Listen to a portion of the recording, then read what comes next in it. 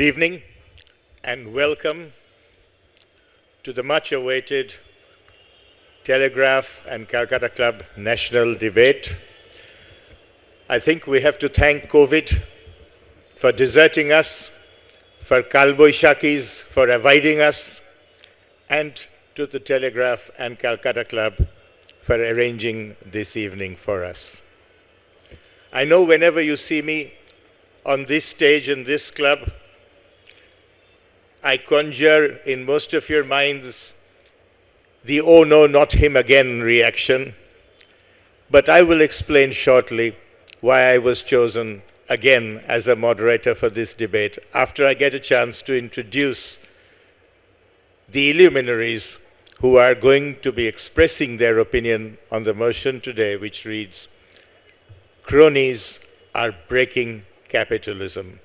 And I'm going to introduce them and get them up on the stage in the order in which they are seated from left to right, only as a matter of convenience. And the first speaker that I have great pleasure in welcoming to the dais is a political commentator and political analyst who became better known as a media advisor, and finally an author of a book whose greatest controversy was that booksellers didn't know whether to put it on the fact or the fiction part of the bookstall. And it all depended on which tinted glasses you looked at the world of Indian politics with. Ladies and gentlemen, Dr. Sanjay Baru.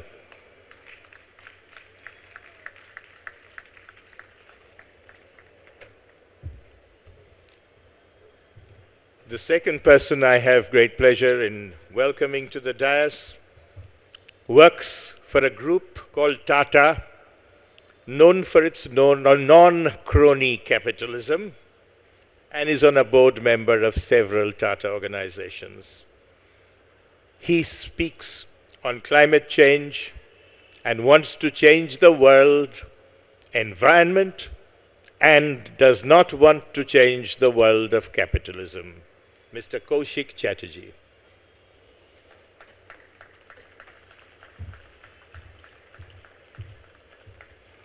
And the final speaker, speaking against the motion, and I invite him to the stage, is Mr. Rudra Chatterjee, a young man who could warm either your mouth or your feet, depending on whether you patronize his tea or his carpets. Very close to a number of industrialists and politicians in this country, but he wishes to defend conventional and not crony capitalism. Mr. Rudra Chatterjee. On my right, members speaking in favor of the motion, "Cronies are breaking capitalism," and the first person I would like to invite to the stage is none other than a person who has appeared on this stage a number of times before, one of the most talked about and one of the most talking bureaucrats of Bengal, who has worked with both Jyoti Basu and Manmohan Singh, who left his bureaucrat job because he was overqualified and underpaid to teach at an Institute of Social Sciences before he finally decided to take a plunge into politics. Please welcome Mr. Johor Sarkar.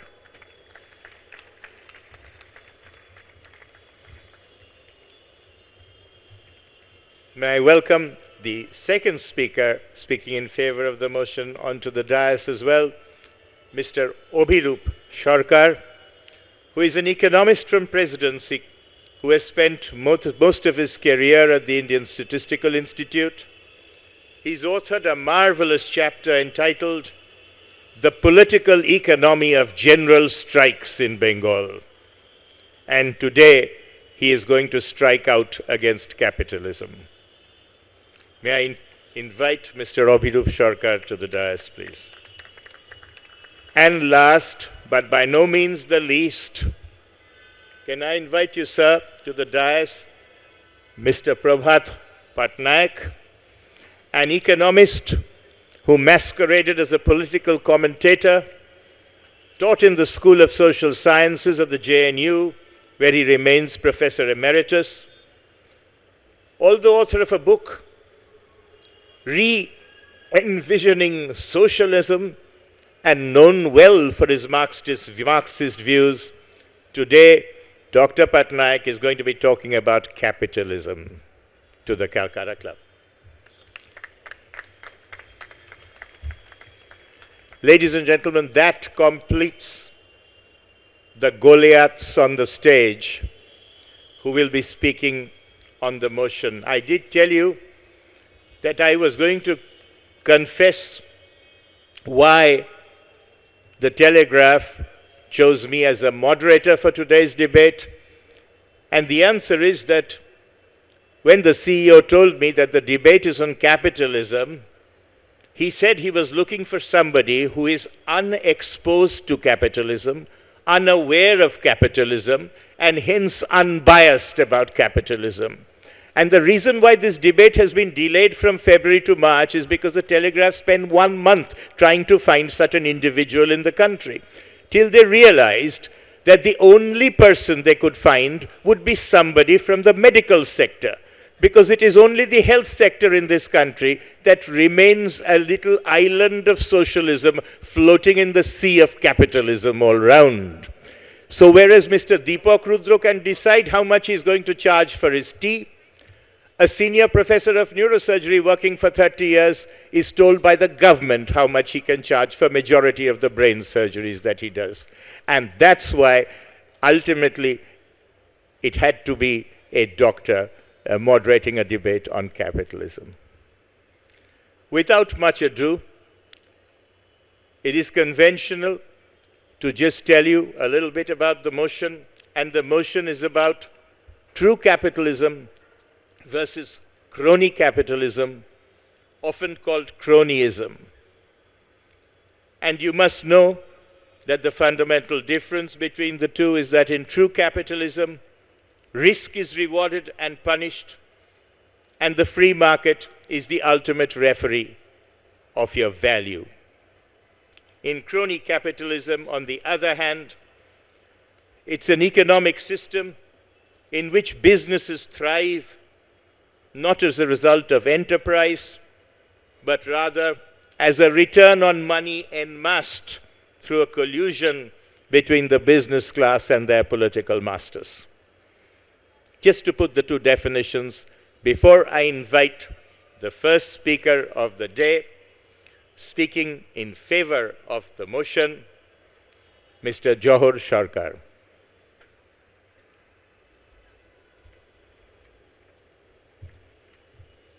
In Bengal nowadays, we let the proposition speak from the right, and we have altered the tradition of many years. Good evening, everyone. I must start by thanking Calcutta Club and the Telegraph for organizing a debate on such a relevant subject. We can talk on many subjects and tear our hair, but we hardly come across something that is absolutely contemporary, absolutely relevant, and something that has to be understood beyond the headlines of newspapers. What is happening in India today, I think I joined the service in 75, so 2 years later it will be 50 years. In 50 years, I have not seen such depredations upon the public economy. In 50 years, I have not seen such amount of complete callousness with public funds, such amount of individual enrichment that goes rewarded rather than punished, and those who raise a voice are sent to jail.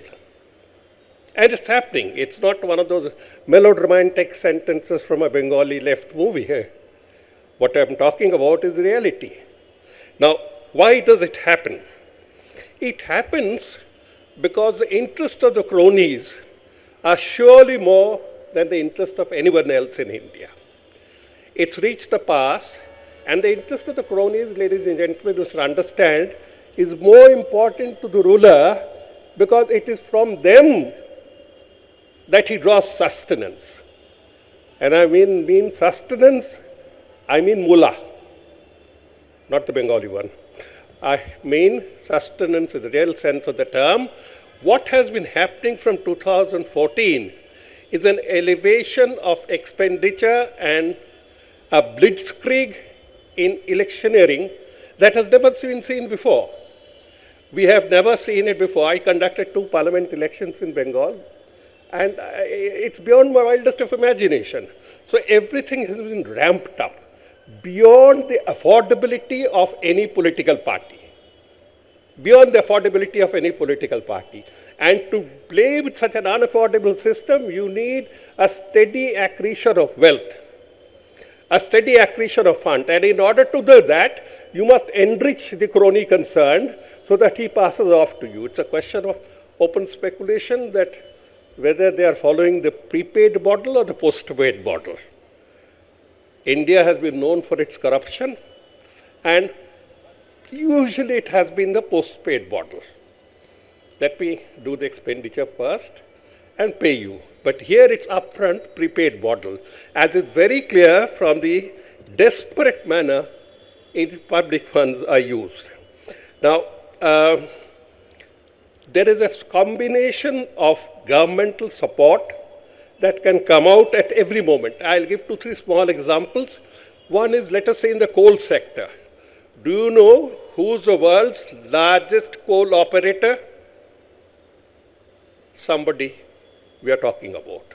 The world's largest coal operator called MDO, Mining and Developmental Officer. Agency.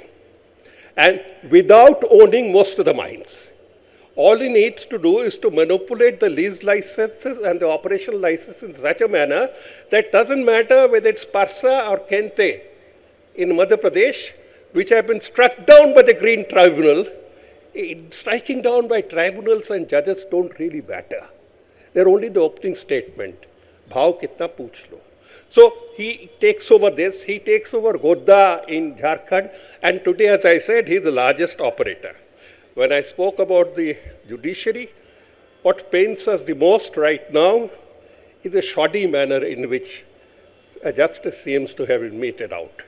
I will not get into that controversy, but I'll give you an example. I don't want to disrespect the court. The example are based on facts. And what are the facts? Fact number 1, Justice Arun Mishra of the Supreme Court was appointed in 2014 by the Modi government to the Supreme Court. Fact 1. Fact 2, Justice Arun Mishra soon became the head of all the benches that went into petitions relating to human rights, green violations, and other nonsensical subjects. Third fact, all the judgments of the Mishra bench went against the petitioners, the civil society of India, against the judgment of the states. Fact 4, if all the judgments went in, 8 judgments did not go. 8 judgments went in favor of one conglomerate. All the 8 judgments, all the 8 orders that came up to Justice Mishra, he passed in favor of Adani. It's a fact. All I'm saying is a fact. Reporting is a fact. He can't come back and say, I've committed contempt because he did pass. And for what reason he has passed, he is a citizen, he can explain. Now, these judgments, this one-sidedness has led to the accumulation of lakhs and crores. The judicial system's near collapse is due to this. We have seen the collapse of the administrative system, we have seen the collapse of the police system, and now we see at least in some parts of the higher courts and in a lot of places in the lower courts where there's a complete collusion going on between the forces against democracy and those who would like to maintain it. Systems manipulation, bureaucrats sniveling and leaking out and giving out policies. Look at the 6 airports. A person whose only connection with airport is that he has traveled through them like me. You travel through airports, I travel through airports. That doesn't give us any qualifications. He gets all 6 airports that come up for privatization in spite of the fact that the Modi government's committee, known as the PPA committee, opposed it, saying, A, number 1, all 6 should not be given to one. B, experience ki baat hai. There was no experience. Third, operational experience, as I've said. So there were these objections raised which are only expected. These were all overruled, and 6 airports were handed into his pocket. We don't even know about the valuation. Now what's happening is this degree of crony cornering of riches at the expense of the public means that you and I are losing. You say, to hell, how am I losing if somebody loses out on an airport? I'll explain. Before that, we come to that very famous charge of cronyism by Hindenburg, where he says that the manipulation of all the Adani companies was done mainly through the mother company, AEL. And that was done by squeezing the democratic shareholding, which is known as the free float, to just 2%. How? It's against the law. 75% was owned by Adani. 18% owned by NRI firms, whose trace we don't know. Finally, Hindenburg has found them out. It takes a Hindenburg to find them out. The 7 of them share the same address in London. 8 of them share the same address in Mauritius. But anyway, because SEBI and ED had taken double doses of sleeping pills. They were advised to. And these were found out, and they found that 18% came in through the Benami route. You still have 7% to tackle. Bring in LIC. LIC takes over 5%, so you have only 2%. With this 2%, if you buy, one sells to the other, one buys from the other, the price goes up. Far, far artificial. And based on that artificial valuation, the banks are giving money without further scrutiny. It's our money, your money, that is in danger. So when cronyism goes to the state of destroying the economy, destroying the capitalist system, we are not discussing at all whether the capitalist system is good or bad. We are accepting it as what is factual. Third comes, what happens? Why aren't you guys raising it? Why do you have to come to Calcutta Club to say it? I have to come to Calcutta Club because for the last 14 days, 7 days in a week, morning and afternoon, we went to the Rajya Sabha and to the Lok Sabha. Within 5 minutes, they were shouting, Modi, Modi, Rahul, Rahul, and it was down. 5 minutes. The House was adjourned till 2 p.m. We met at 2 p.m., Modi, Modi, Rahul, Rahul, it was adjourned. It was done deliberately in a synchronized manner so that no discussion is possible. No discussion is possible, and those who dare to discuss would be put behind bars and show the right place. We talk of the indiscriminate arrest. There have been 10,000 people right now, 10,000 people in custody who are arrested without trial under the severe UAP. Do you know what is the rate of conviction? It's only 0.4%. 0.4% is the rate of conviction. ED does 3,500 raids in 9 years. How many people are convicted? 9. What ludicrous facts are we going through? This sort of a systematic destruction of public policy and economics, this sort of systematic destruction is leading to only one fact, that we are heading towards an autocracy from which there is no escape. This is not just a mere cronyism. In the banking sector, 12 lakh crores have disappeared. I have written twice, thrice, and this 12 lakh crores is based on what Nirmala Sitharaman has said, not my figures. How can I mean, she looks so quarrelsome. So I wrote to her and asked her, she's not yet clarified. 12 lakh crores of your money and my money, your deposit and my deposit, have vanished, PC Sarkar. Mr. Sarkar, you need to wind up. Right, thank you. I shall. The only fact that I would submit is that cronyism in its path of destruction appears unstoppable until you and I wake up and make it absolutely clear to the power that be. There's only one power that be, to the power that be, that enough is enough. Thank you very much.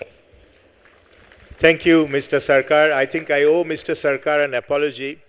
I forgot to tell you which political party he represents in the Rajya Sabha, but I think Calcutta Club members should not have great difficulty in deciding that at the end of his speech.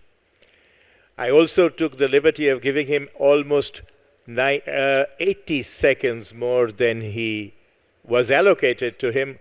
This was to compensate for the 14 days he's not been able to speak in the Rajya Sabha in the last 2 weeks. I also owe an apology to a lady seated on my left, Dr. Achina Kundu, who's very kindly offered to be our timekeeper for this evening. And I need, before the next speaker goes up to the podium, to inform you that every speaker has been told that they have 10 minutes in which to air their views, unless any of them have also missed out in speaking in Parliament in the last 2 weeks, and that there will be a bell at 8 minutes prompting them to try and wind up in the next 120 seconds thereafter. It is also necessary for me to tell you basic rules of parliamentary debating. Mr. George Sarkar is a seasoned parliamentarian and therefore obviously doesn't need to be told, so I will tell it after he's spoken. And that is the fundamental rule of parliamentary debating we follow in this assembly, is that we allow the speakers to maul the message but marvel at the messenger. We allow deliberations that should not be unprintable in tomorrow's Telegraph, and we allow delivery that should not make the ladies of Calcutta Club blush. Those are the basic rules of this debate, and I invite Mr. Rudra Chatterjee to come up and be the first speaker speaking against the motion, which, in case you want to be reminded of, says this House believes cronies are breaking capitalism. Rudra, all yours. Eminent speakers, moderator, members of the Calcutta Club, it is my honor to speak against the motion that cronies are breaking capitalism. A debate is always about difference of opinion, but I'd like to start by recognizing the common ground. All speakers, including those proposing the motion, which includes a stalwart Marxist professor, a development economist, a lifelong bureaucrat, are here because they're defending capitalism from breaking. I will use all my powers of persuasion to explain to them and to you that you need not worry. Cronyism is bad.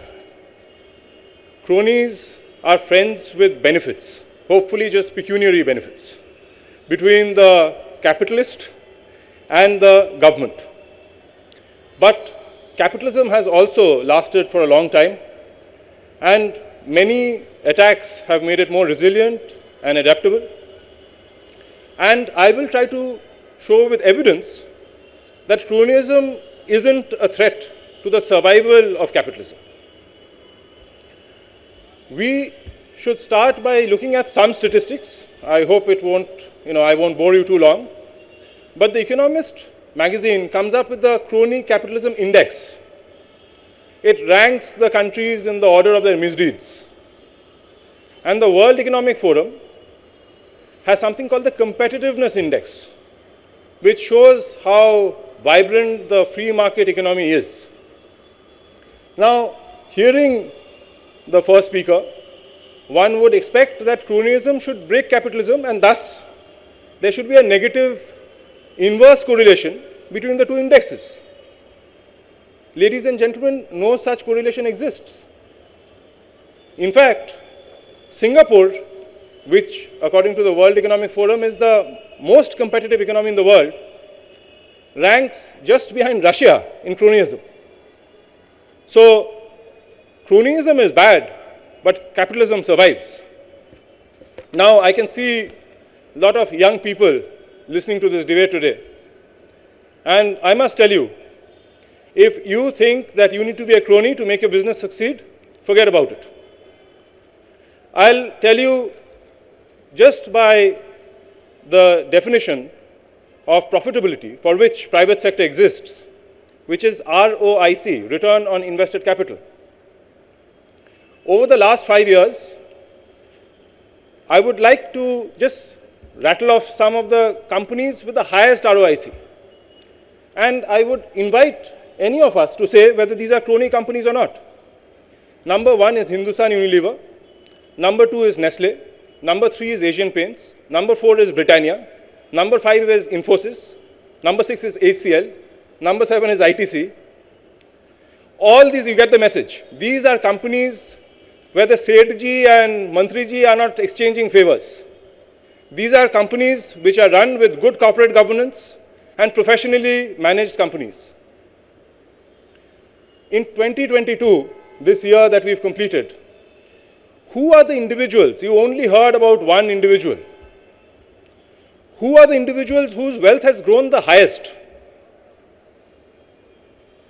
First is Ravi Modi of Manyavar, whose wealth tripled in a year. Second is Falguni Nair of Nykaa. And third is Abdul Razak of Metro Shoes.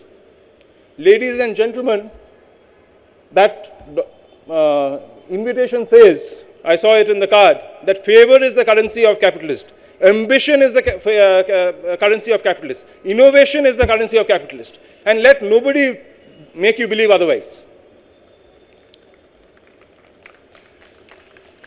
I do not want to only talk about sordid tales and anecdotes.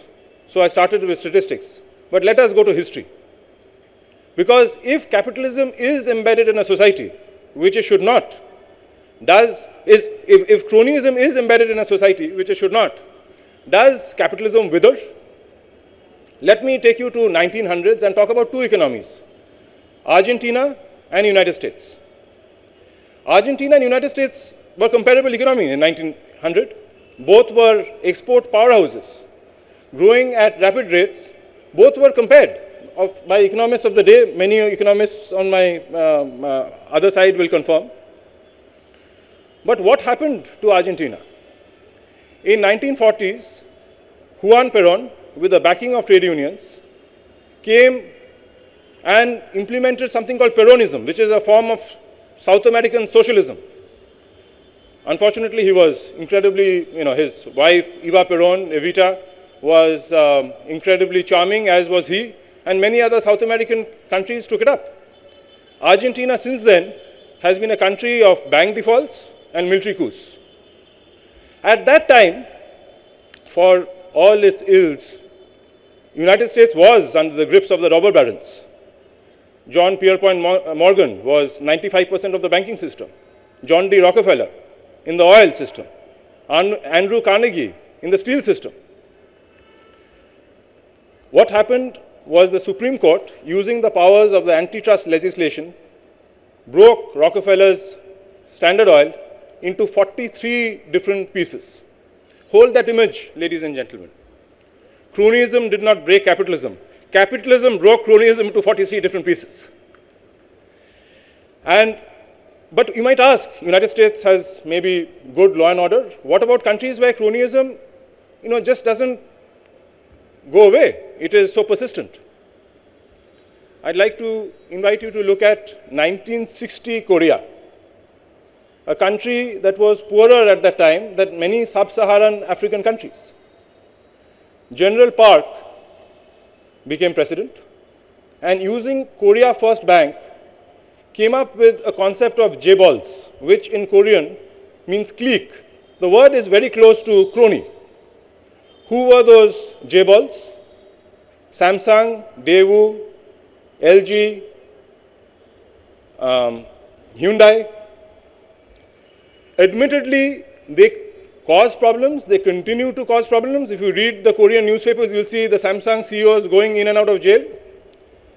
But in terms of experiment, we have a contrast in the North Korean Republic, which I don't think is even up for debate. Which Korea did better? Today, Korea is a rich country. But why go through South America and East Asia? Veteran members of Calcutta Club of the generation of my father, do you remember Calcutta in its heyday? When it was an economic powerhouse, with large companies? Was it cronyism that drove away business or giraus? Was it cronyism that took away the jobs? Ladies and gentlemen, cronyism, the natural habitat of cronyism, is in the Mai-Baap license Raj, where the businessman and the government exchange favors. And I use the word natural habitat in the sense that, the silverback gorilla loves the darkness and the shade of, African rainforests. So do cronies. The sunlight that free markets bring kills cronyism. And if it doesn't, it at least doesn't break capitalism. I would just like to end talking to the people of Calcutta. Business requires hard work, requires ambition, it requires a lot of time. It also requires a society to back you. We need to root for each other to succeed in business. Please don't make business into a media spectacle and make it into, like the Colosseum where the lions feed, and make business into a mockery. There will be problems. There are problems among business people. There are problems even among doctors.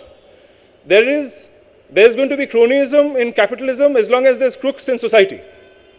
But we need to back ourselves, feel confident, and revive Calcutta as a destination for business, for which these lawns of Calcutta Club should become places for young business people and venture capital talking business and how to grow your next billion-dollar company. Not to only tattle about cronies, so that is the only interest. Let's make Calcutta Club, let's make Calcutta a hub that it was. That is my wish and that is my prayer. Thank you. Thank you, Rudra, and I think that dies are cast on both sides very clearly. The opposition is very clear. Brand leaders with a successful skill set, ambition and ethics will make capitalism survive. The proposition, though, has been hinting as to, as a brand leader and a business leader, can you succeed in this country if you don't sponsor religious establishments of the patriarch or buy paintings of the matriarch? Can you just simply succeed by your ethics, values, and skill sets?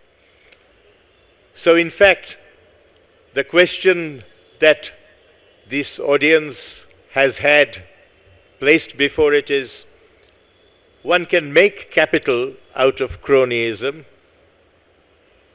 one can make cronies out of capitalism, but can one make capitalism out of cronyism? Let's find out as we invite the second speaker speaking in favor of the motion to come up, and that is Dr. Abhirup Sarkar.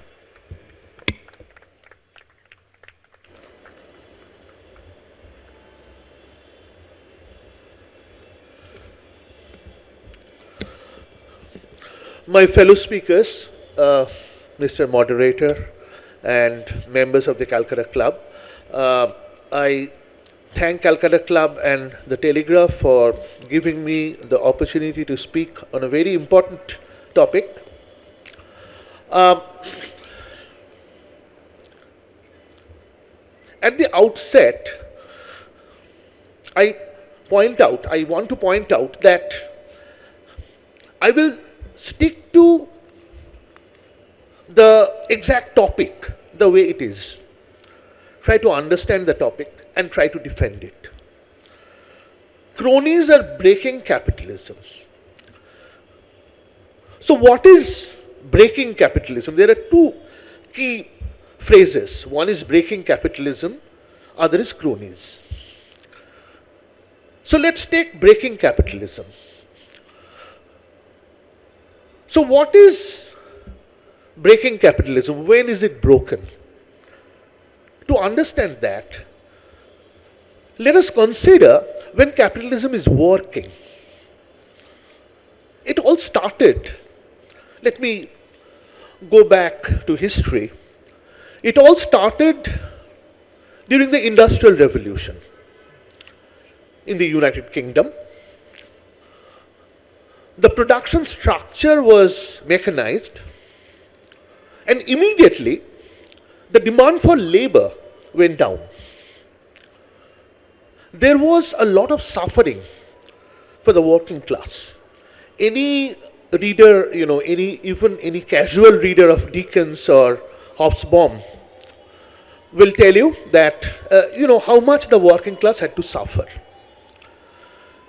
But over the course of the next 150 years or so, things changed.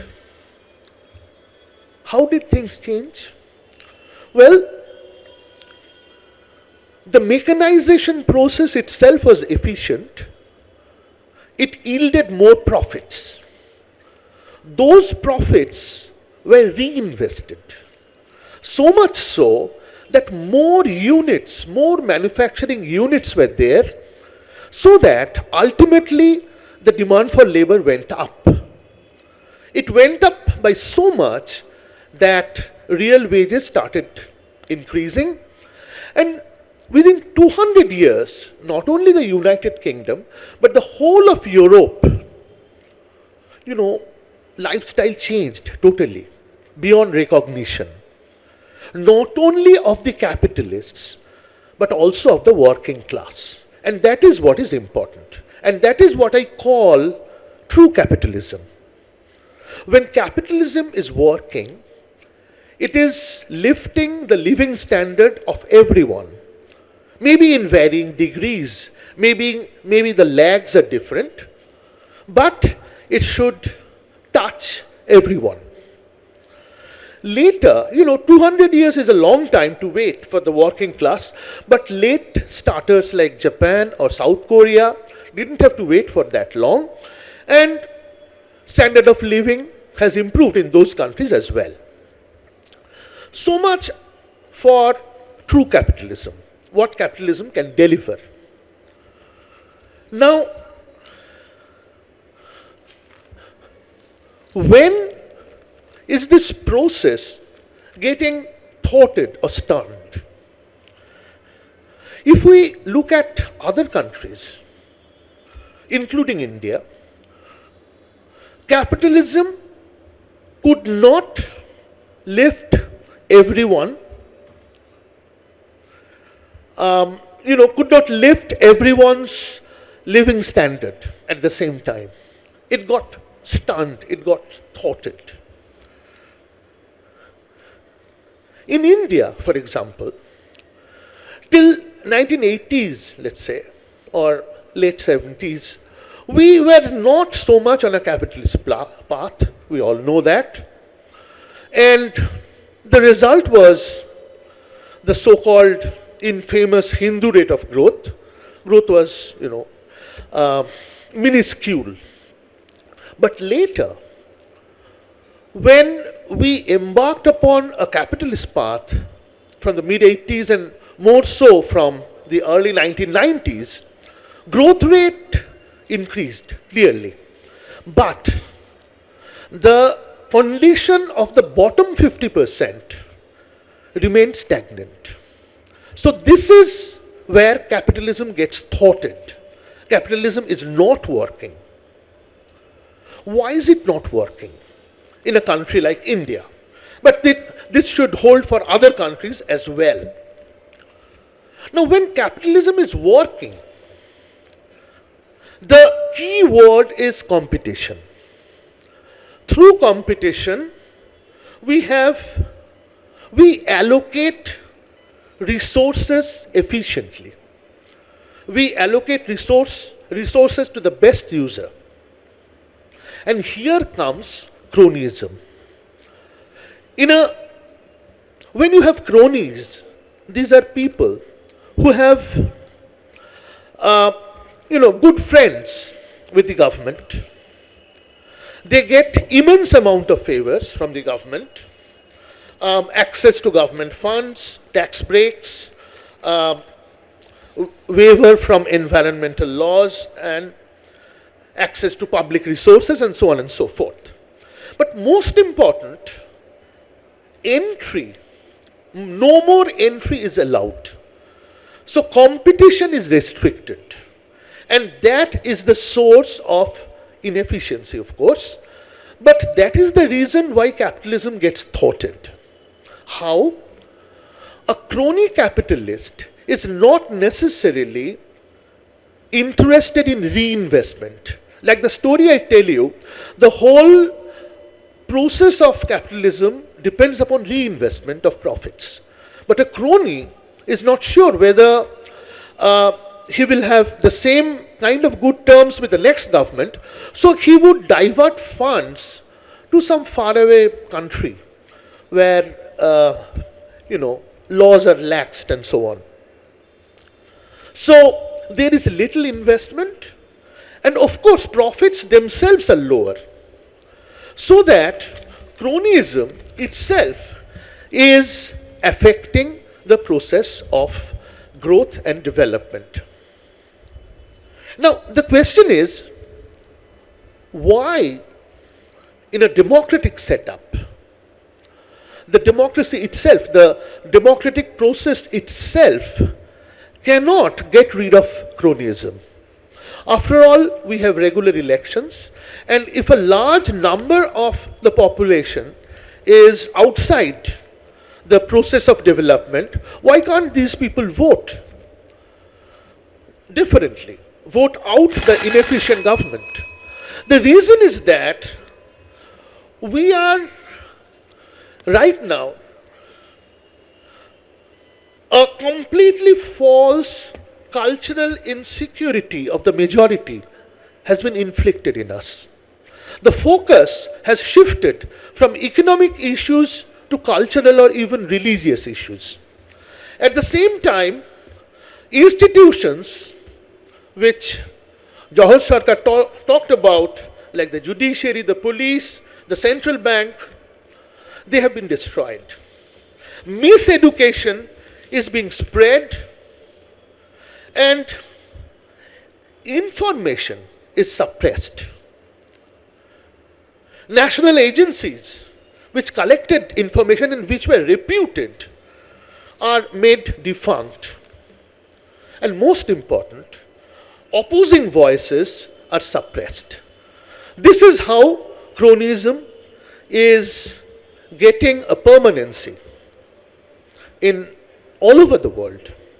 And I'm concerned because all these symptoms are there in the Indian socio-political setup. So we have every reason to get concerned. I am not saying that, like Rudra Chatterjee said, capitalism can win. Yes, of course, if it is allowed to work, it's the best system that humans have invented. But if we have cronyism, we restrict competition, and that's the end of capitalism. Thank you very much. Thank you very much, Mr. Sarkar. And I think Mr. Sarkar brought a very important point to this argument of the proposition, and that is that the sort of capitalism we have in this country does not thrive on competition, but on collusion. And he emphasized how it undermines the integrity of the public systems that we have in place, eroding trust in the entire democratic process, and actually fosters inequality because it exacerbates the income of the rich and leaves the poor poorer, leading to a system of social injustice which cannot be married with true capitalism. Let's hear what the second speaker against the motion has to say. Let's invite Mr. Kaushik Chatterjee.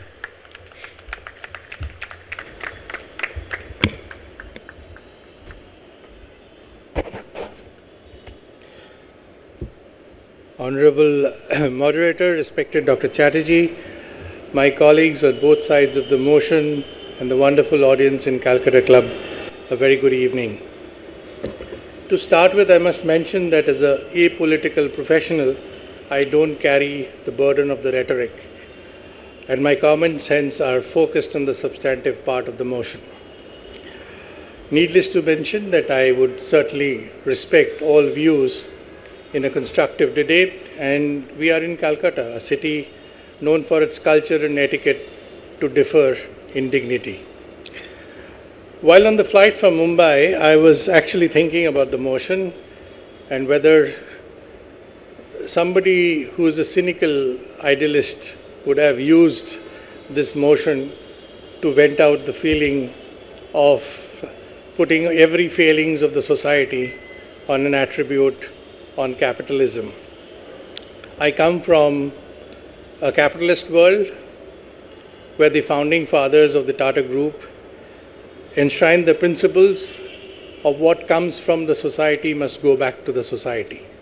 And to me, that is what capitalism is best defined. Given the 10 minutes that Dr. Chatterjee has given us, I'll make a few pointers. By definition, cronyism is not just associated with capitalism. Cronyism is associated with people in power and all that goes negative for the society. The term cronyism first came in during the Asian financial crisis in 1997, when most of the Southeast Asian countries went through a financial crisis, and many academic research has happened after that to find out what was the fundamental reasons for that crisis. And one of the issues that came up was the misapplication or the misallocation of capital, the lack of rules and regulation for providers of capital, and hence there was an abundance of capital used in the wrong way, and when the time came for a payback, it just failed. The foundations of capitalism has been over decades, as Rudra mentioned, and has been built on the efficiency of deployment of capital and circularity of capital. You can get capital once, but if you are not efficient in the deployment and return, you cannot get back to the financial markets and take capital again. And as capitalism has progressed, the governance protocol has progressed, disclosure standards have progressed, the allocation measurements have progressed, and by and large, capitalism has been strengthened with every failing that has been noticed across the world. And capitalism is not restricted in only few geographies, nor is cronyism restricted to few geographies, but each geographies have handled it accordingly. Therefore, capitalism is built on a very strong edifice, and I think my colleagues on the other side are not debating that. Because capital is also accountable, and that accountability raises the standards. So cronyism, in my view, is a misadventure which is vulnerable, which has got a very short shelf life, and got huge cost in terms of reputation and the ability to build institutions that will sustain for a long period of time. And I think every geography has seen that every accident of cronyism on the economy or society, the civil society, the legislature, and all participants have come across and ensured that checks and balances are put in place. In a free economy, if a country has to grow, only public taxpayers' money is not enough. We have to attract capital and private capital. India is a capital deficient country, and if we have aspirations, all of us as citizens, we have to attract global capital. And global capital is a very conscious capital. It is built on a few tenets. One, it is ethical capital. It is capital which looks at environmental sustainability. It looks at social leadership, and it looks at authenticity of governance, not just ticking the box. And I think that is the most important part, that capitalism gets deployed or capital get deployed.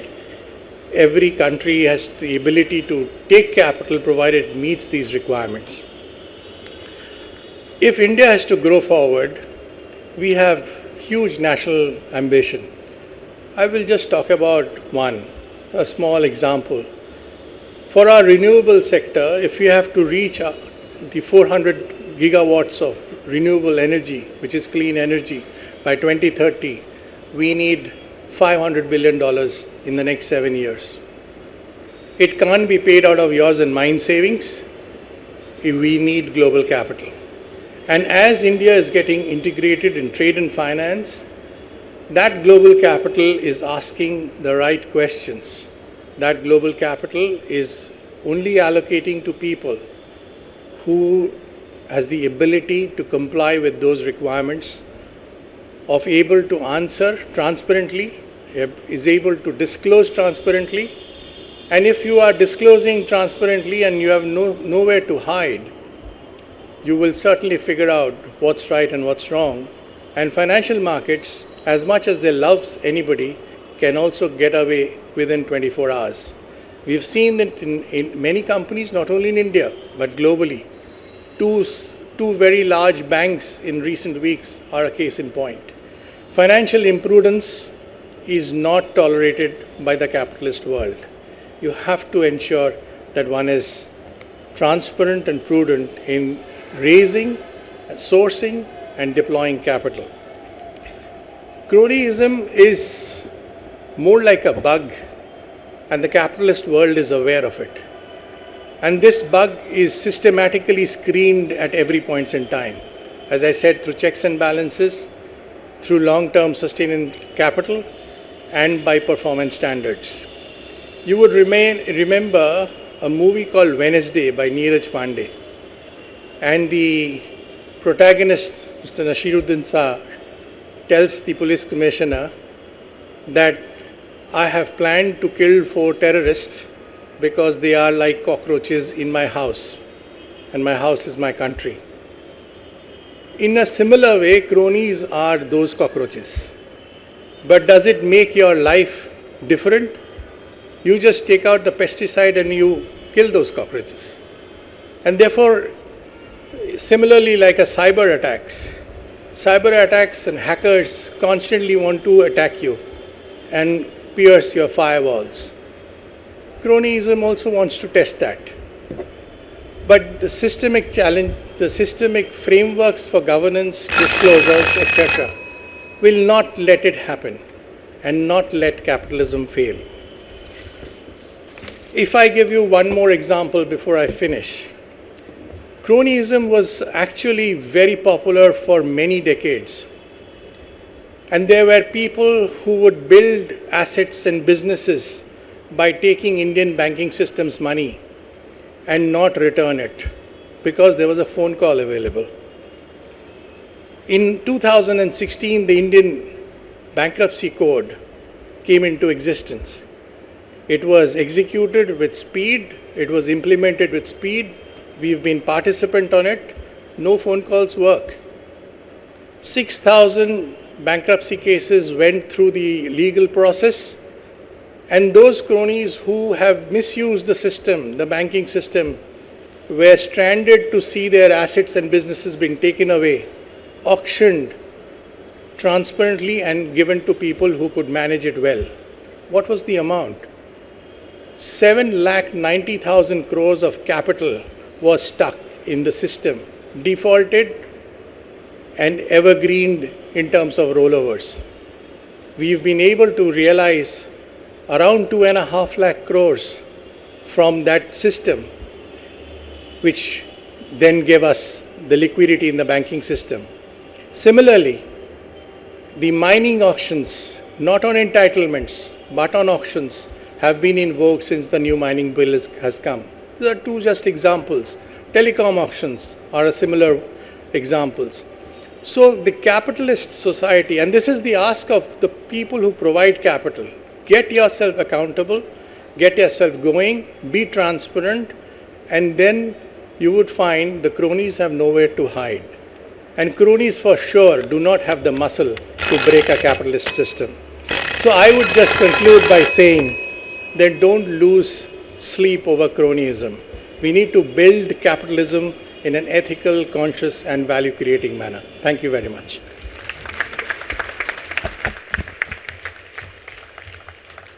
Thank you very much. I think the audience at the Calcutta Club is now clearly able to identify the exact confrontation between capitalism and crony capitalism or cronyism.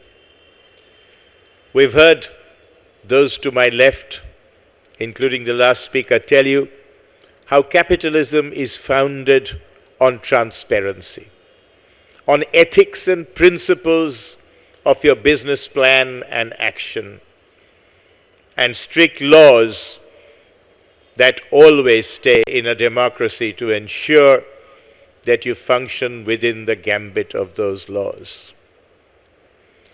On the other hand, those on my right have informed you that some laws can be made intentionally ambiguous. Laws can be made which are not enforced. Laws can be made which can suddenly descend like guillotines on the neck of people that are not in good terms with the ruling establishment. And if you think the media can highlight it, there's a simple solution: buy off the media. And if you think the judiciary will correct it, change the judges. So that's how far we've got in this debate. Whereas those on my left are trying to tell you that capitalism is the politics of pursuance. Those on my right are trying to tell you capitalism is the pursuance of politics. And on that note, I'm going to invite one man who's never seen cronyism in his entire life. I'm going to invite Dr. Sanjay Baru to the podium. Oh, sorry. I'm going to invite, I'm going to invite Dr. Patnaik to the podium. Thank you very much, Mr. Chairman. Honorable speakers, ladies and gentlemen. Many would hold that all capitalism is crony capitalism. That basically in England, the original country of industrial capitalism, you have a far better chance of getting a loan from a bank if you come from the right public school, if you have the right accent, if you have the right connections. In fact, many of you would have seen the film My Fair Lady, based on Bernard Shaw's play The Pygmalion, which actually made this point, that this is a society in which the accent matters so much. So many would hold that really all capitalism is crony capitalism, that the idea of career open to talent is never really practiced, career is never equally open to talent. But I don't agree with this, because I believe one has to draw a distinction between the inequality of opportunity that is embedded within capitalism normally and crony capitalism. That within capitalism, there are certain rules of the game. I agree with many of the speakers who were just speaking. Within capitalism, there are certain rules of the game. Those rules of the game do not necessarily entail equality of opportunity for everybody. Of course they do not. But on the other hand, crony capitalism entails a violation of the rules of the game. And therefore we have to be very specific in identifying crony capitalism and not just talk about simply the inequality or simply contacts working out as being evidence of crony capitalism. I'll give you an example. In US universities, I'll give you an example from the academia. In American universities, you'd never get a faculty position if you do not have a PhD either from Europe or from America. But on the other hand, that is within the rules of the game. The rules of the game are being operated in a manner which is unequal. There may be a person extremely talented from India, but on the other hand, if the PhD is, let us say, from Delhi University or Calcutta University, he wouldn't get a job. That is unequal, but that is still within the rules of the game, On the other hand, that has to be distinguished from a situation where, let us say, from the presidential office in the United States, an order comes, give this fellow a job.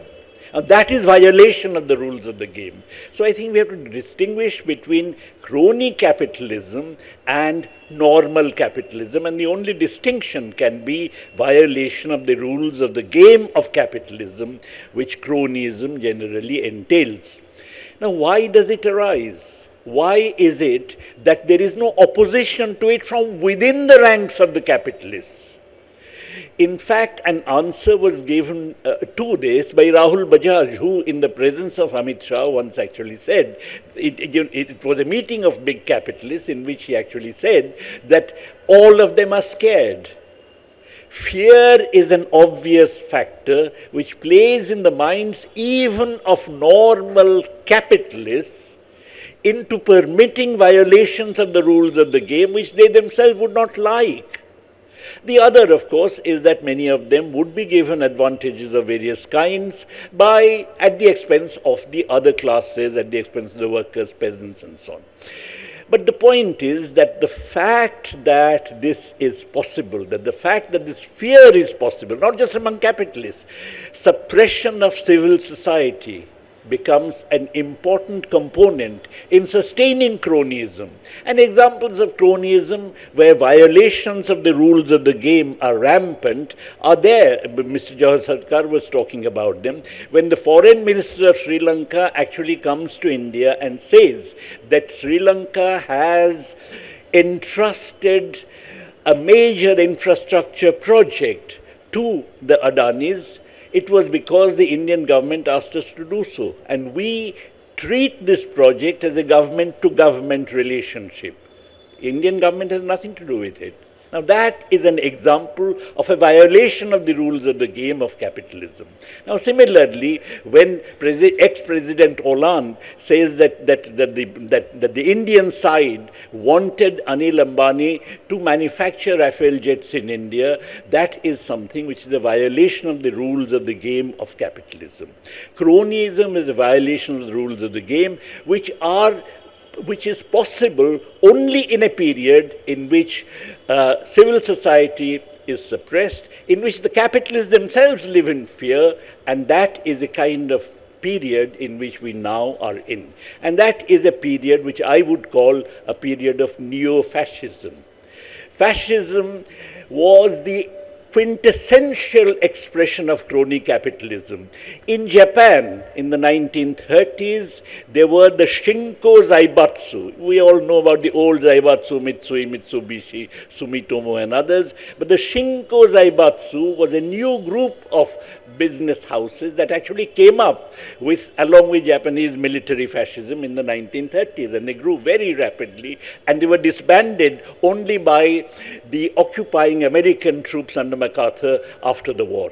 So cronyism is not easy to get rid of, as was being claimed. Cronyism, the way I'm defining it, is not easy to get rid of, as was being claimed. Cronyism could be got rid of in Japan only with the help of the occupying American troops. It is a cancer, and therefore, the point about cronyism is that it arises only in certain conjunctures, and it arises essentially in close proximity with, in close association with fascism or neo-fascism. Of course, you may ask, what is wrong with cronyism? After all, they are also making investments. Ovirup says that they are not, but let's assume that they are making investments. What's wrong with cronyism? I don't believe what is wrong with cronyism is necessarily to do with the results. John Kenneth Galbraith had said long ago that whether a firm does well or not depends not on the owner, but it depends on what he called the technostructure. So as long as the cronies are smart enough to hire adequate technostructure, there is no reason why they should not perform as well as anybody else. Ownership, of course, is something which is theirs, but the technostructure runs the firm. What is wrong then with cronyism? Fundamentally, I believe what is wrong is that cronyism is based on an under-evaluation of risks. That you give loans in fact, this was a point being made earlier, you give loans not calculating the risk of giving a loan, but you give loan because the government has asked you to. Similarly, you allow an investment to occur somewhere, not taking into account the risks associated with it, but because the government has asked you to do it. In other words, it is based on an under-evaluation of risk. Capitalism is concerned with the right evaluation of risks. This is exactly what happened during the housing bubble. Housing bubble was camouflaging risks. Here we have an under-evaluation of risk. If we have under-evaluation of risk, then the slightest blow to the crony would give rise to a collapse of the entire financial system. And what is more, this threat to the financial system grows over time as cronyism grows over time. It is certainly possible that as long as the neo-fascist regime continues, it would bail out with people's money any threat to the financial system that arises because of the spread of cronyism. But on the other hand, we must not continue to believe that this neo-fascist regime would continue forever. The moment it collapses, a liberal government comes into being. The liberal government also would support the financial system against any kind of threat that cronyism poses to it, but that any liberal government supporting it must demand a price. The price must be, at the very least, taking over the assets of the cronies, nationalizing the assets of the cronies. If they are going to be bailed out, then they have to pay a price, which is what was being demanded after the collapse of the housing bubble. And when that happens, we would not anymore be left with the kind of capitalism that we have been having over the last several years. So in that sense, cronyism is breaking capitalism. Thank you. Thank you, Professor Patnaik. Professor Patnaik, as I said, comes from a university called the Jawaharlal Nehru University, where he's never been exposed to any form of cronyism. The next speaker, and the last speaker speaking in this debate today, is someone who comes and has worked very close to some of the descendants of the man after whom Dr. Patnaik's university has been named, and has therefore never seen cronyism, and that is Dr. Sanjay Baru. The mic is yours, sir. Thank you, Mr. Chairman. Fellow panelists, both for and against, ladies and gentlemen. Being the last speaker has its advantages and disadvantages. Sir, you mentioned a book that you had read of mine, or you're aware of it. That was written 10 years ago. But I'm not here because of that reason. I'm here because I wrote a book last year, which I urge all of you to read, called India's Power Elite, which is in fact a study of crony capitalism in this country. So I'm here because of my recent book. The subject, before I start, I must say that it's a very, very difficult act to follow my former teacher, my PhD supervisor, Professor Patnaik. And it's an honor that, in fact, I follow him, that too in Calcutta. But one thing I've learned, apart from all the economics I've learned from him, is a little bit of debating. The ability to make a point, which he has very brilliantly made. But my colleagues on this side have helped me in laying out the framework within which I'm going to respond. The topic is cronyism breaks capitalism. Much has been said about cronyism and capitalism in a global sense around the world. So I live in India, I have worked in India, and I have been steeped in the world of Indian capitalism and cronyism for the last 30 years, working with the Economic Times, the Financial Express, the Business Standard, and the Prime Minister's office. I have seen how the relationship between politics and capital works in this country. And so I speak with those facts, not in general terms, but the reality of this country. We all agree that today India is a much bigger economy than it was 50 years ago or 75 years ago. I don't think anybody disagrees with that. We can disagree or agree on the direction it has gone in or the kind of inequality that persists. But the fact that capitalist development in this country has happened over the last 75 years is something I assume both sides of this debate will agree. My submission is that this capitalist development that has happened in this country over the last 75 years has been done within the framework of cronyism. Cronyism has not broken capitalism in this country, it has built capitalism. And I say this in the city of Kolkata, where in the early 60s, when Rajagopalachari and Minu Masani launched a party called the Swatantra Party, whose manifesto said the business of government is not business. And J.R.D. Tata funded that party saying, we want a political party that will not get into business, that will give us the freedom to have a free market economy, etc., etc., etc. Ghanshyam Das Birla, a citizen of this city, addressed the Indian Chamber of Commerce in this city and told the membership of the ICC, don't listen to JRD. He doesn't understand politics. I will tell you that the best businessman's party in India is the Congress party. Swatantra is no good for business. And the Birlas remained loyal to the Congress party from day one. They were the first crony capitalists of this country. We have heard a lot about Mr. Adani. Of course, he is today's crony. But Ghanshyam Das Birla built his empire using an instrument of cronyism that became the instrument of capitalist development in India called the industrial licensing policy. The license permit Raj was manipulated by the Birlas to corner the largest number of licenses. The Industrial Licensing Policy Committee report has shown that. So, cronyism was the process through which politicians and businessmen came together in the name of nationalism.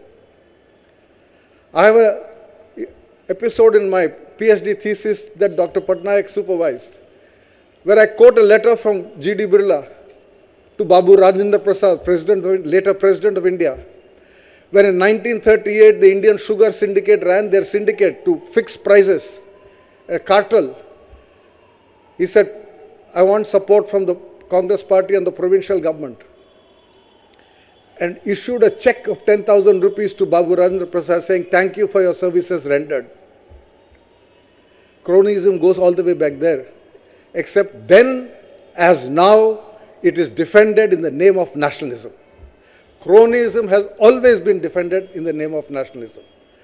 So I'm not here to defend cronyism, nor to defend the nature of capitalism that we have had, but simply to make the debating point that cronyism is not breaking capitalism, it is building capitalism in this country. You may not like it, but whether you like it or not, that's the reality. But there is an interesting fact again that we need to understand. Till 1990, if you take the top 100 business groups from 1960, 1970, 1980, 1990, there was hardly any change. Then we have a deregulation, delicensing, decontrol, end of the license permit Raj in 1991, and that top 100 is completely shaken by 2000. So you have Mittals in Airtel, you have Infosys, you have Wipro, you have Hero Honda, Munjals, a whole lot of business groups which are not in the top 100 before 90, entering the top 100. It was a period of change. And it was a period of genuine competition, entry of new enterprise, what my colleagues have spoken about, the kind of capitalism that even Professor Patnaik has spoken about, that a new energy, entrepreneurship blossomed. People who had never been in business. Ram Manohar Lohia had said in 1959 that the three characteristics of the Indian ruling elite are English speaking, upper caste and inherited wealth. By 1991, English speaking no longer as important. Upper caste certainly not. It's a mandal transformation of Indian politics with the emergence of the middle caste. But most importantly, the billionaires that emerged after that, none of them was inherited capital. But why are we today worried about crony capitalism? It is because of a reversal of that process. That process of opening up, liberalization, competition, the growth of enterprise that we saw on the ground between 1991 and I would say till about 2011-12, a 20-year period, there's a reversal of that process. And today we see the kind of problems that have already been mentioned, where individual businessmen have become so powerful that we do not know the relationship between one and the other. At least we knew with Birla that he had to go to Indiraji to get a license. Today one doesn't know whether A is going to M or M is going to A. In other words, the interrelationship has become far more complex. And I think that is the turn that Indian politics and Indian business has taken, which is not in the good interest of the country. So in that sense, this cronyism is a fundamentally different from the kind of cronyism we have seen in the past. Finally, ladies and gentlemen, mention has been made of Korea and Japan, etc. And we ask the question, why is it that in these countries, all of them have had cronies? It's a question whether there was rules of the game or not. The rules of the game were being set by businessmen who were funding politicians. It's the nexus between politics and business. They are not two different entities. And yet East Asia has done phenomenally better than us. And the answer is not simply competition or lack of cronyism. The answer is that the fundamentals of development require investment in human capital. These societies have invested in talent, in professionalism, in education, in creating a class of people who are capable of improving the income of their nation, productivity of their capital and land. That is where we have failed. So I think chasing the shimmer of cronyism is a waste of time. Let us address the basics, the fundamentals that continue to affect us. One of my distinguished opponents, Mr. Sarkar, said poverty has not gone. Poverty has come down. Let us not, fudge facts. Economic growth has gone up from what was called the Hindu rate of growth of 3.5%. We went to 5.5 to 7.5. The economy has done well. That's not the issue. The issue is that the intimate relationship between politics and business has taken a turn which is not in the interest of the country. Thank you.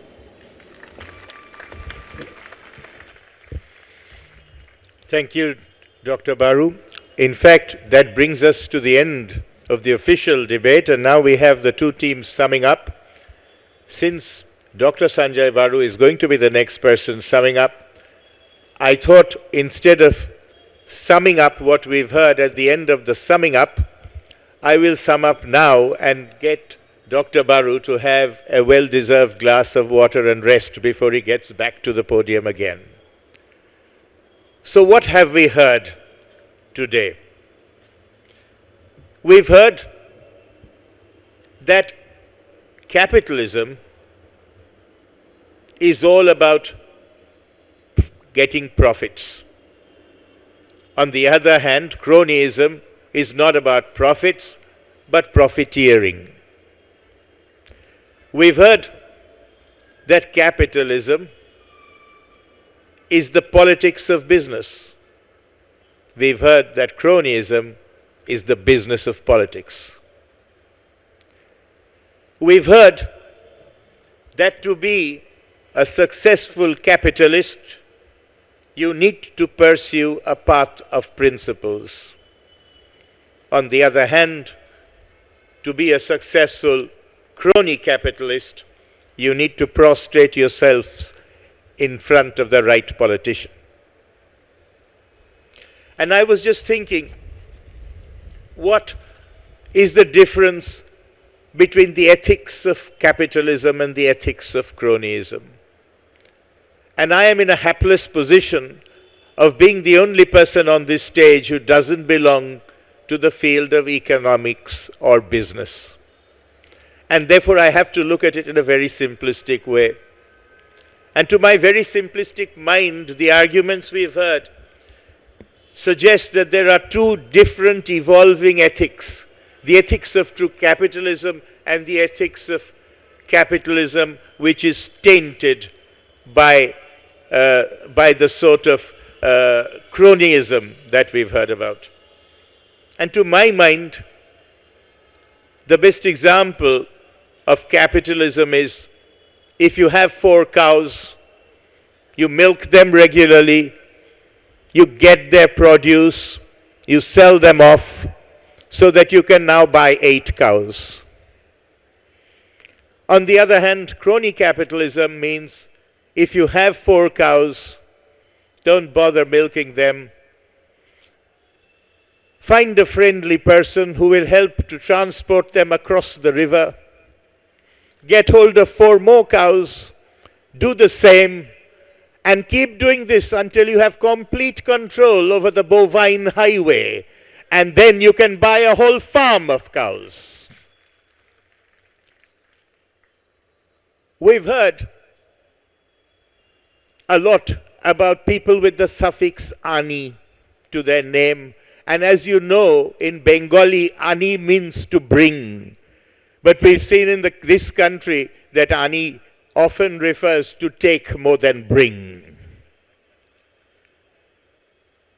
We've heard a lot of arguments on both sides. But as a Bengali and as a member of Calcutta Club, it really pleases me that what both sides have said would have made one man very happy. And that's a Bengali called Satyajit Roy. Because all those on my left would represent people who have firm belief in his film Gupi Gain Baghabain, where talent and merit gets you all that you want. Whereas those on my right seem to be firm believers in his subsequent film Hirok Rajar Deshe, where unfortunately the real world does not make you gain commiserate with your skills and promise. And on that note, I think I'm going to invite these leaders of the proposition and opposition to sum up, because I think they should have the last word before you, members of the Calcutta Club, cast your vote. And please, no cronyism in voting. Can I invite Dr. Sanjay Baru to sum up the arguments against the motion today? And sir, you have 5 minutes to do so. It's a tall order. I think the crux of the issue, the way we have looked at it, is whether cronyism is as distinct from the nature of capitalism that we have in this country or not. In theory, of course, they are two different. In the dictionary, they are two different concepts. In economics or political economy, there will be two different concepts.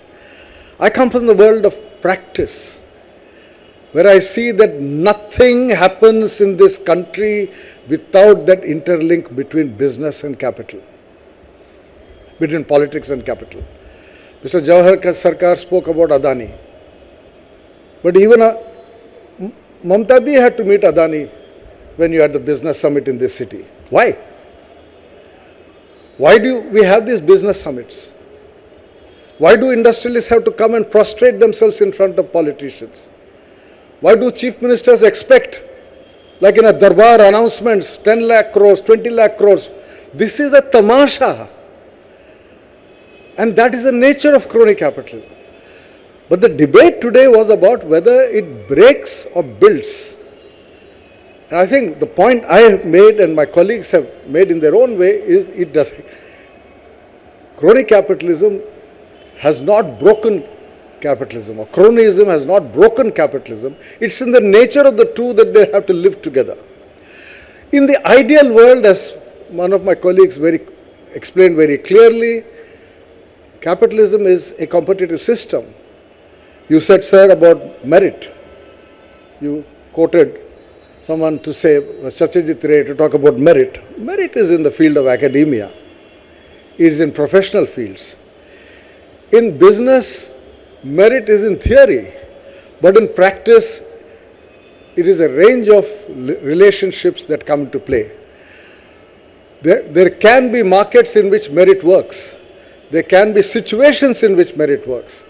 But the unfortunate reality of this country today, and it has been there for a long time, I go back all the way to what G.D. Birla told J.R.D. Tata, that Swatantra politics is not good businessman's politics. Because the manifesto of the Swatantra Party was, business of government is not business, which is essentially what my colleagues have also said, that capitalist economies have to function within rules of the game. Even Professor Patnaik talked about rules of the game. That capitalism that works within rules of the game is different from cronyism. And the point I'm making is, unfortunately, you don't see much of that in this country. The nature of Indian capitalism from day one has been crony capitalism. And it has given something, it has delivered some results, and it has not. But there are phases in which this relationship becomes extremely toxic. I would not say that in the 60s or 70s it was as toxic as it is today. And let me stop with that. Thank you. Thank you, sir. And it is only fitting that the last voice you hear in today's debate is a man who's waited 2 weeks to be heard.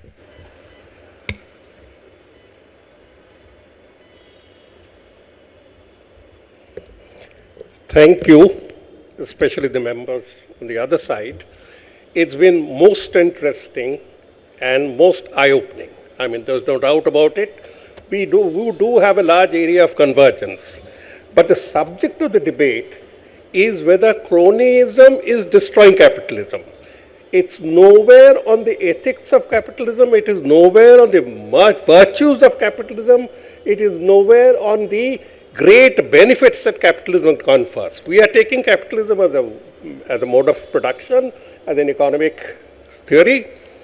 Okay, all of you spoke so well, and Rudro's points about the virtues of capitalism, the destruction of capitalism happening for other reasons is well taken. I will take it. Kaushik's point about a certain degree of equitability coming into the capitalist distribution system is also well taken. We are not discussing here the virtues, how many virtues, 108 virtues that capitalism has. We are discussing whether cronyism is destroying it. The money from the markets is required to keep it flushing. That's exactly the point I'm making. It's the money from the markets that's gone bizarre. 65 lakh crores. One doesn't know. It's the it's the amount of the NPA. We reduce it to the most practical limit when we find 12 lakh crores in 8 years. It's your money and my money. In this raising of capital comes in a lot of corruption. The most sensible suggestion made by Kaushik was to beg and spray those who destroy the system. I wish we could all help him in that. The other only point on which I don't agree with you is on the merits of the IBC. The insolvency process is definitely an improvement over the past. Definitely, I agree. But it's leading to another racket. 10% of the dues are in a position to be retrieved. 90% of whatever dues the people at the banks owe, it's all gone. And we stand up happily and said, we have got 9%, yay. That sort of thing can't go on. There are still non-transparencies there. Coming to Sanjay Baru said about crony capitalism being an essential requisite from day one. Obviously it is. There has been an element of cronyism. There has been an element of adultery in marriage. Nobody is denying it. But the question is whether adultery is superior to marriage or does it supersede marriage. To that extent, we have to see what influence it does. Yes, the top capitalist group, Birlas, milked the system during the Congress Raj. We are not denying it. We are not supporting it. But that is no justification. In 1991, we were there in Udyog Bhavan where we shattered the system and released economic energies, hoping that fair play would succeed. And where do we land up? For 10 years, we saw some amount of fair play with the new economy. We saw it with the telecom, with the civil aviation sector. And then again come these cronies in the name of nationalism. Please, we have to understand that. And the reduction of poverty, it's a questionable thing. During the UPA regime, 27 crores were lifted out of poverty.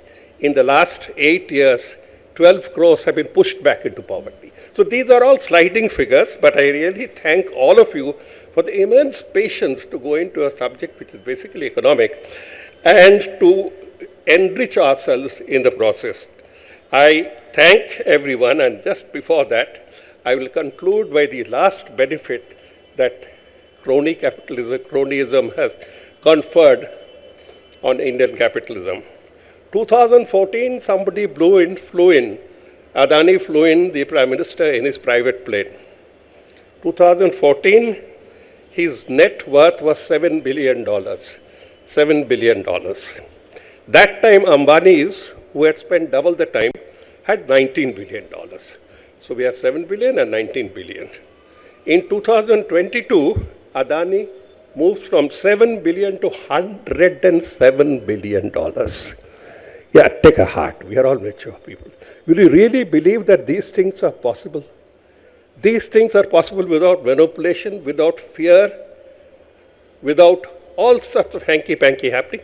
My humble submission is that let us take out the crony part out of capitalism. Let us all strive for that. But to do that, you have to recognize that cronyism is increasing, is choking the capitalist economy, and is also choking the political system as well, so that there are no voices to the contrary. Thank you very much for an enlightening evening. Thank you, Mr. Sarkar. And what a wonderful note to end on. Does adultery ruin the marriage or break the marriage? Does it make the marriage more sweeter, or is it an essential part of marriage? Only Mr. Sarkar could have come up with this. Ladies and gentlemen, I said I will not say anything after the last two speakers have spoken. Safe to tell you that the time has come now to use your democratic powers manifest in the upliftment of your right upper limb, so that you can show that either you think the motion has carried or not. So those of you in the audience that think that the motion for today's Telegraph Calcutta Club National Debate, which reads, "This House believes that cronies are breaking capitalism," those of you believe that the motion has been carried, kindly raise your right hands.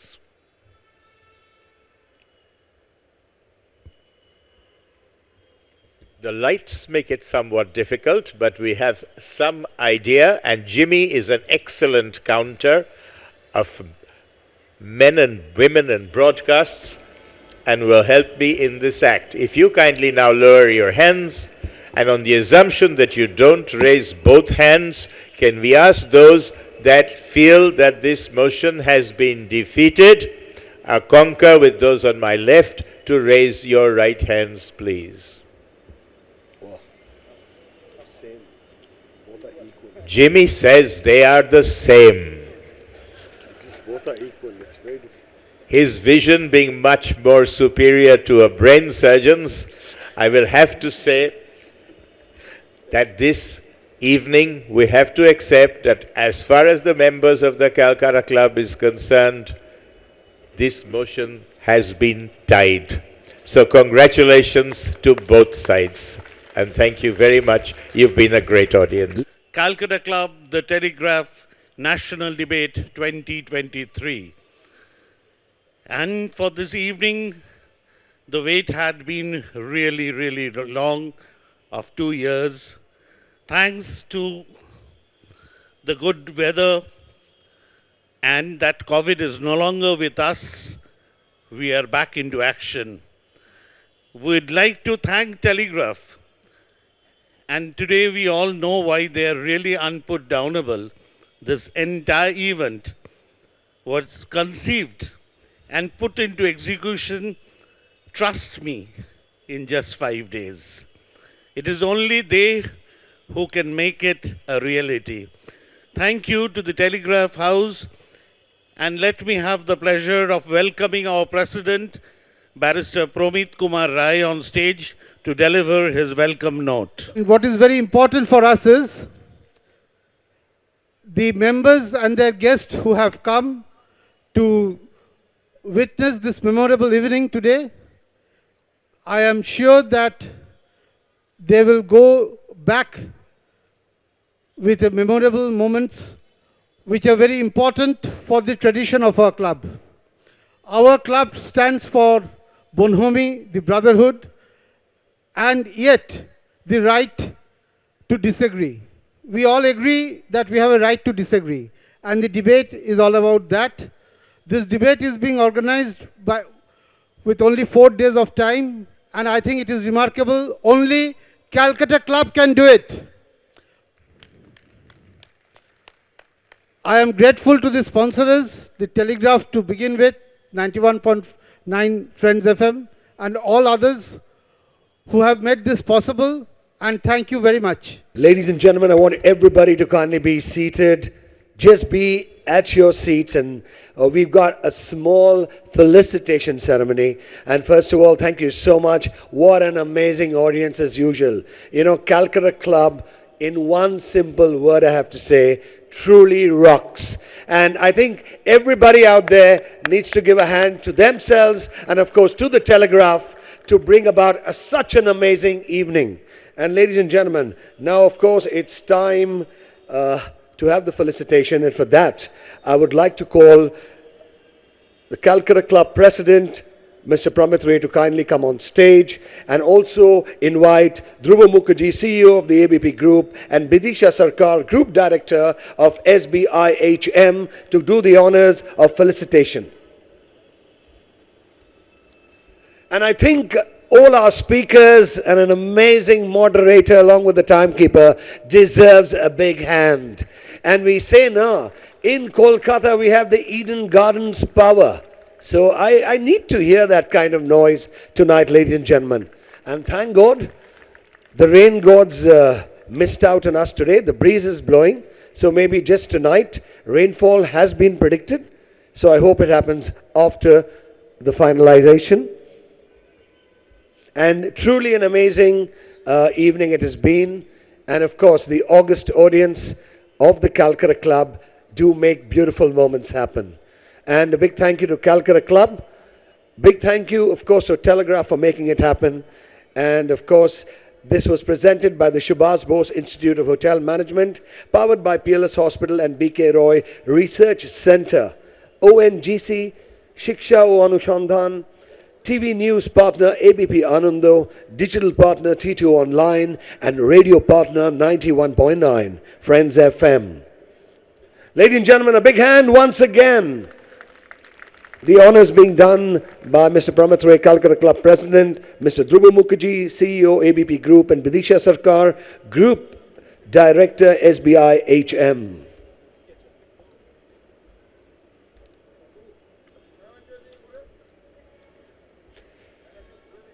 And what a lovely audience. You'll have been so patient. I just love you all for that. And this is what we say, the city of joy, the warm-hearted crowd, truly from the heart. And a small request, we would be doing a group photograph. We would like everyone to come together on stage.